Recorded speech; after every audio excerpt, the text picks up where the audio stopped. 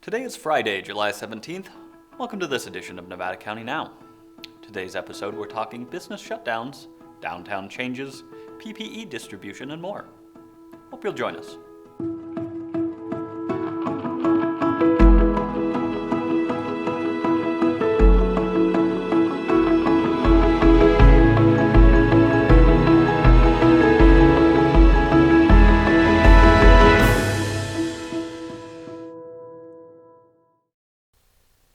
Hello and welcome to Nevada County Now. I'm your host, Cole Pettit.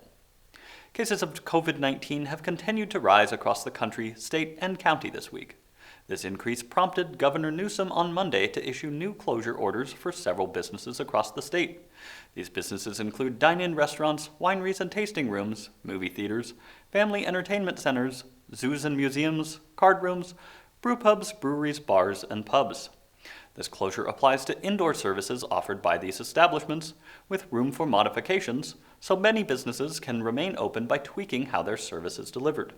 For example, for restaurants, indoor dining is closed, but they may still offer to-go, delivery, curbside, or outdoor seating with physical distancing. Bars, pubs, brew pubs, and breweries may operate outdoors if they offer sit-down outdoor meals. The state also has a county monitoring list. Counties on the list are subject to additional closures. While Nevada County is not on the list at the moment, many neighboring counties are, including Placer, Sutter, Yuba, and Sacramento counties.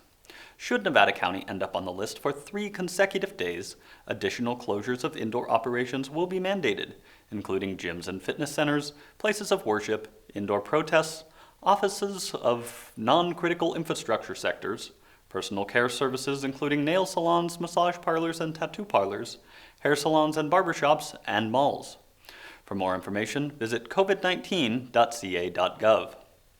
In our county, we currently sit at 197 confirmed cases, an increase of 38 cases from this time last week.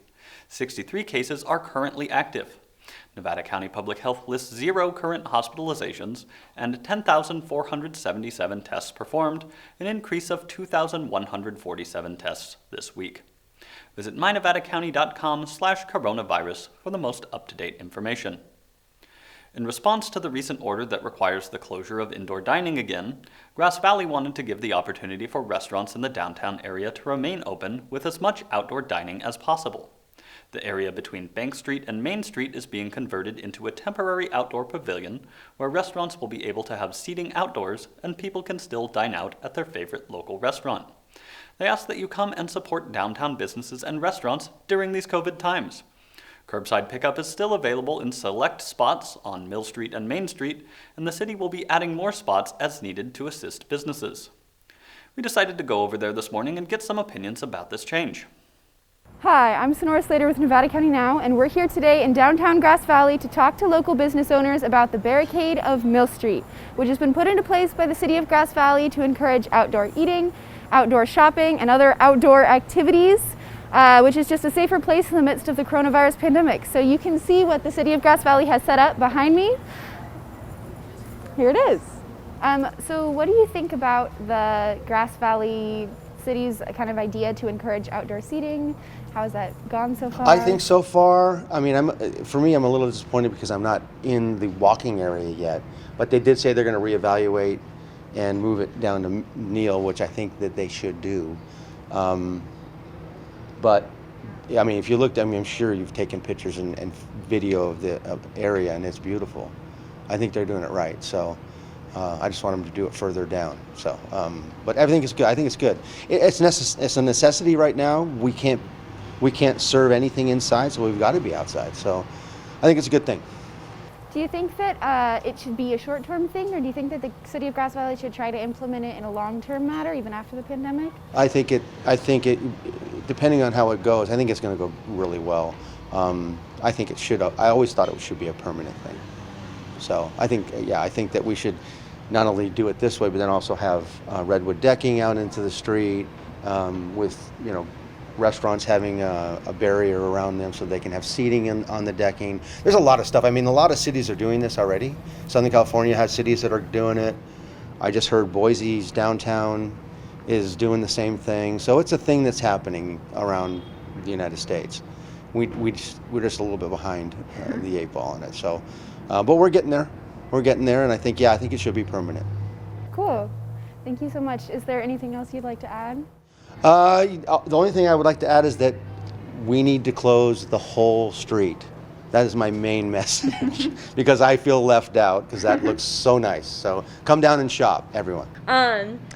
I think it's really cool what they're doing. I think it's awesome that we're just trying to help businesses out as much as possible, and if I can be supportive, I will. So yeah, I'm staying hopeful. Cool. Do you think that it'll be like a temporary thing, or do you think that maybe this will last even after the pandemic's over, just as kind of like a... I would think it would be a temporary thing. I know for us personally, we have a lot of customers come in and say that they only come into Lazy Dog if they can find parking on the street. So I know it's going to be kind of just a little bit of a loss for us. So I think that it will be just temporary. And then hopefully when things return back to normal, we can, the street will return back to normal. But I do think it's really awesome for the time being. So, yeah. We've had a lot of concerns about, being able to stay open. And luckily, we were already basically a to-go place, and so we transitioned over pretty well, but we definitely miss having the ability for people to sit down and eat. And so with what the city's done, I think that we're pretty stoked about it. My personal concern is around just the sun, and so I would say if we could get some sort of comprehensive shade structure over the whole block, I think that would be awesome. And that would make this a much more doable project for the daytime. I think the city innovating to try to support our business and all the local businesses that are hurting, the restaurants especially, I think that's great. Do you think that this will end up being a kind of a temporary solution, or do you think it might morph into more of a permanent thing, even past the pandemic days, that this street is blocked off? My personal hope is that it's long-term. I miss, I've lived in a couple different places, and I've lived in places that have walking pedestrian streets and large town squares, and I think that is a really crucial part to the life and the livelihood of a city, to be able to get out and be in public, and especially now, which is so weird. And I would say that while I like the idea, I also have concerns of people gathering here, so it's sort of a weird double-edged sword. I'm not really sure how to balance that one, but as far as whether it's permanent or whether it's temporary, I'm definitely all for it being permanent. I was part of a group that was trying to shut down Commercial Street in Nevada City a couple years ago, and there's a project to make that a pedestrian street. So I'm all for it, take back the streets for people. I don't know if that's controversial. Thanks to everyone who talked with us today. In another response to the increase in cases, the County of Nevada Office of Emergency Services is offering local small business owners with 25 employees or less a 30-day supply of masks and hand sanitizer for each employee at no cost. The personal protective equipment has been made available to California small businesses through the California Governor's Office of Emergency Services in collaboration with the Office of the Small Business Advocate. Several local organizations stepped up to assist with distribution, including the Economic Resource Council, Grass Valley Downtown Association, Nevada City Chamber of Commerce, Nevada County Realtors Association, Nevada County Tech Connection, Nevada Union Athletics, and Rotary International. The distribution will take place on Tuesday, July 21st through Thursday, July 23rd at the county's former corporation yard near the Nevada County Airport. PPP is en route to Truckee, and additional details will be provided soon for small businesses in eastern Nevada County. To request PPE, small business owners must complete an online application in advance in order to expedite the processing and distribution of PPE. Please use the link below to apply. We'll also post the link in the video description. OES is also looking for volunteers to assist with the distribution in Grass Valley. Folks willing to work a 3.5-hour shift should sign up online at Connecting Points Volunteer Hub. The Nevada County Relief Fund announced its second round of grant awards, totaling $200,000, supporting 11 safety net nonprofits and 25 small businesses from throughout the county.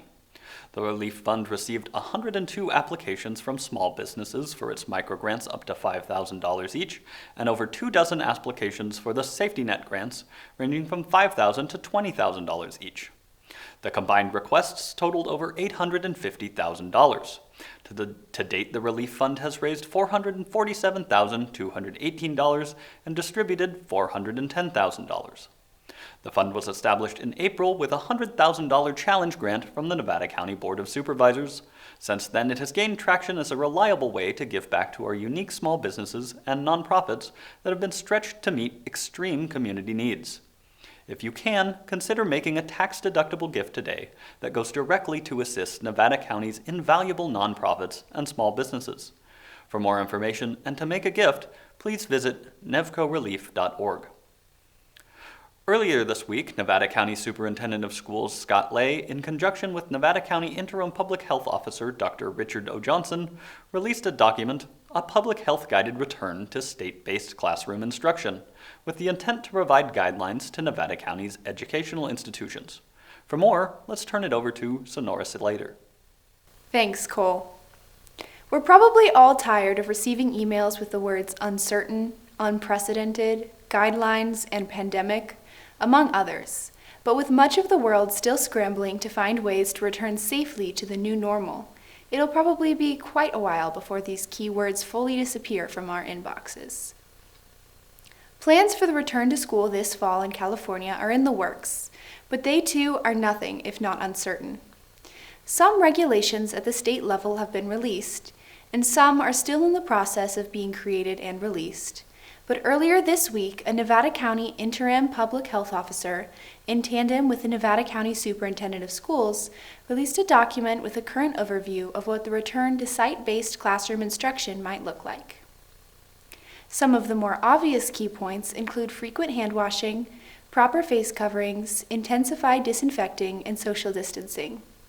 Some of the newer additions and changes to the way school will work include school cohorts, or groups of student and staff members that will stick together throughout the day in order to prevent school-wide interaction or mixing, as well as use of classrooms or outdoor spaces rather than the cafeteria for lunchtime meals.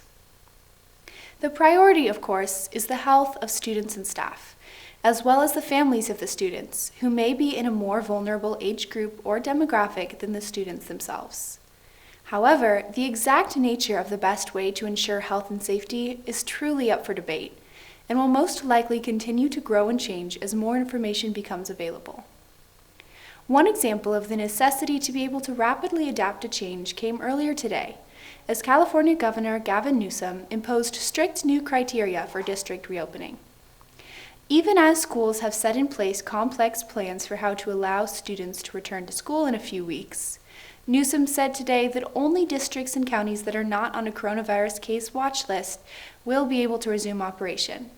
And in any open schools, masks will be required for all staff members, as well as students who are in 3rd grade and above.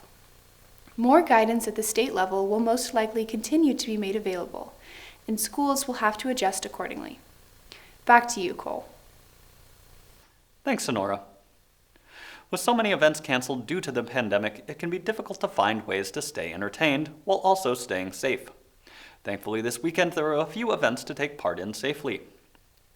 The county continues to host its Car Hop event. This is the second to last one scheduled. It's located at the Eric Root Administration Center at 950 Maidu Avenue, Nevada City. Events are scheduled to run every Saturday and Sunday, 11 a.m. to 3 p.m., May 30th through July 25th. The menu can be viewed by visiting the county's Facebook page. Another event this weekend, the Nevada City Film Festival, kicks off its 20th anniversary with a drive-in screening of the sci-fi thriller Super 8. The event is July 17th, 18th, and 19th in the parking lot of the iconic Lytton Engineering Building, with one screening each night. Gates open at 8 p.m., with the film starting at 9 p.m. Tickets and concessions must be purchased in advance with no day of sales, and there's limited parking of just 42 cars. The event is a fundraiser for the nonprofits located or associated with the building, including the Friendship Club, Neo Youth Center, Neighborhood Center for the Arts, and Bear Yuba Land Trust, which maintains the nearby Lytton Trail. For more information, visit the Nevada City Film Festival on Facebook. The Nevada City Children's Festival was originally scheduled to take place this weekend, but has been postponed until next year. We look forward to attending once again when it's safe to do so. Until then, let's hear from the Queen herself, Julie Bramkamp, and enjoy some footage from a previous event. Remember, stay safe, take care of each other. We'll see you next week. Well, one day it was very hot. It was July. It's the third Friday in July. And it was very hot, and the Queen got too hot, and she went home. And Pat Colbert came up to me, and I was happily working at a craft table helping little children glue things on things. I like that. And Pat Colbert said, "The Queen has just left, and we have no Queen for tonight." Then, well, obviously she was asking me if I would do it. I said, "Oh, yeah, I think I have a Queen outfit in the garage, left over from those 12th night dinners that we used to do to raise money for Mount St. Mary's or something, I don't know." And I said, so I spent the afternoon, hot afternoon, ironing the Queen suit, and I got into it. That was amazing, because I think those 12th night dinners were, at least 10 years before, and I had gained a little weight. And so I am holding the front together, and I'm supposed to march around. So the next year I rented a costume. And I rented a costume for a couple years. And then I thought, well, this is stupid. I can buy a costume for what I'm renting. And so I have my own costume, thank you. And I have a little trouble with the pretendy, because a child said to me, "Where do you live?" And I said, "Oh, I live up there on Boulder Street." Wrong. I should have said, "I live in my castle." But see, I don't, I believe in speaking the truth to children. And there it is. Oh, I love to see the dragon. And I look at the trees, and I look at the dragon spitting fire, and I think, oh. But the dragon is under control. I like the dragon. Oh, I like the fencers. Mostly because they're next to where I sit as the Queen, and the fencing people are there. And one of the women has had a baby, and the baby is a teenager, and he's running around, and I've watched that family grow up.